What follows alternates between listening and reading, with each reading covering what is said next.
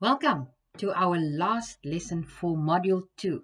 We are busy with interpersonal relationships and social interactions, and today is all about overcoming your communication barriers.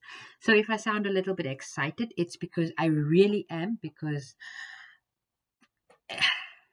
it's the end of Module 2. There is progress. So, let us get straight into it. Communication barriers sometimes interact with each other. So one one barrier can cause another.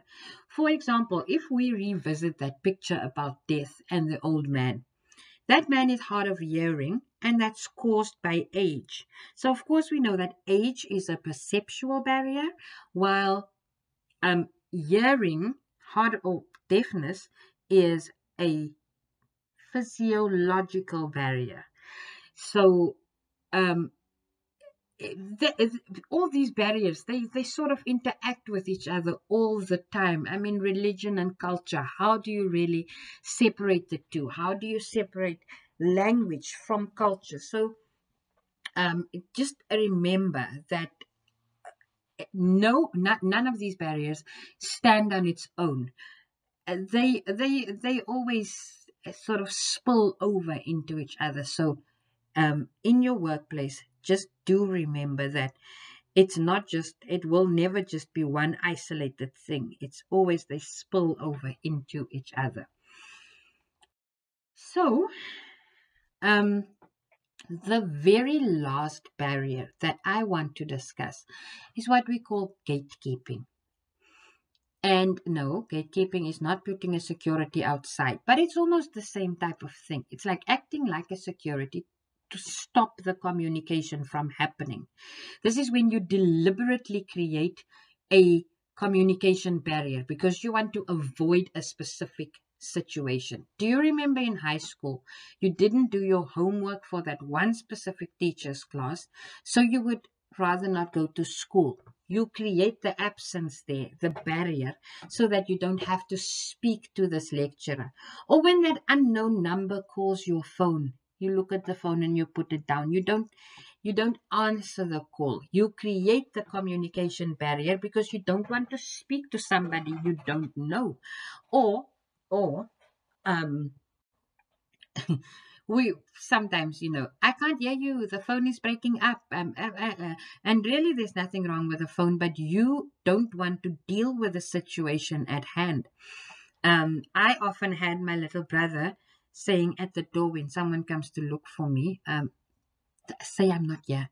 And then you would go to the door and you would say, well, she's not here. Can I take a message? In fact, I do it. I still do it to the neighbor's kid when she comes to visit me. I sometimes say I'm not here.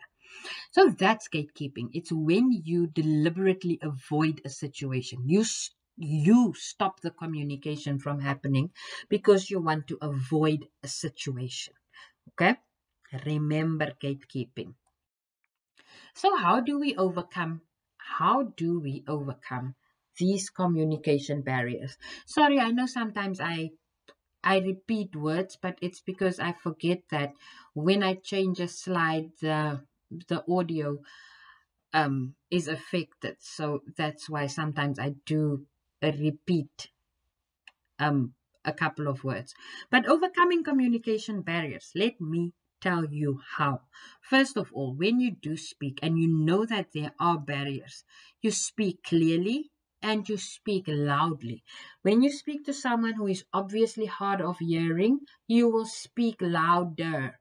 You will speak clearly so that they don't struggle to understand. Sometimes, when someone asks you a question and you don't really want to answer, you go and you don't answer, you don't speak clearly enough. That's also a form of gatekeeping because you created the barrier there. But to overcome that, you speak clearly, you speak loudly. Secondly, listen well.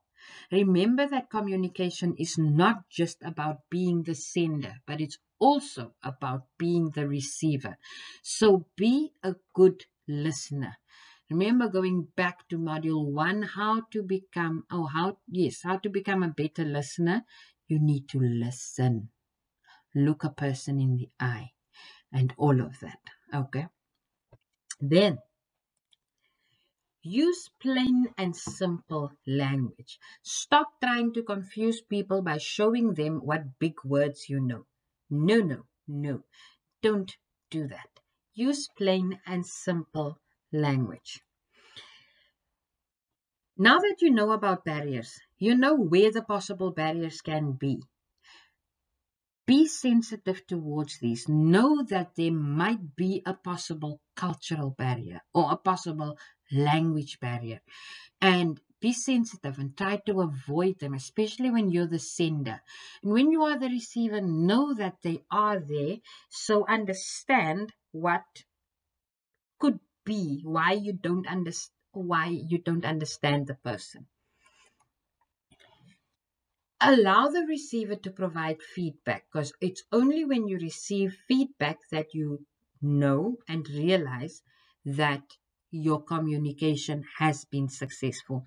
So please do allow for feedback, and that will then minimize your barriers, not completely overcome them, but it will definitely minimize the interruption of the communication process.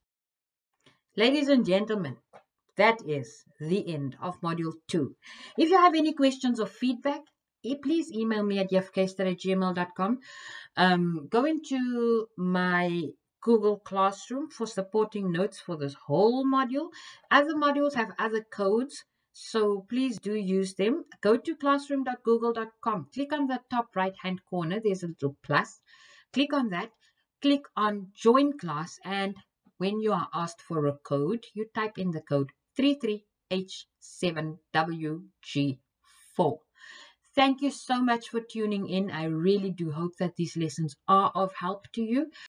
And until another module, keep well, keep safe. Bye.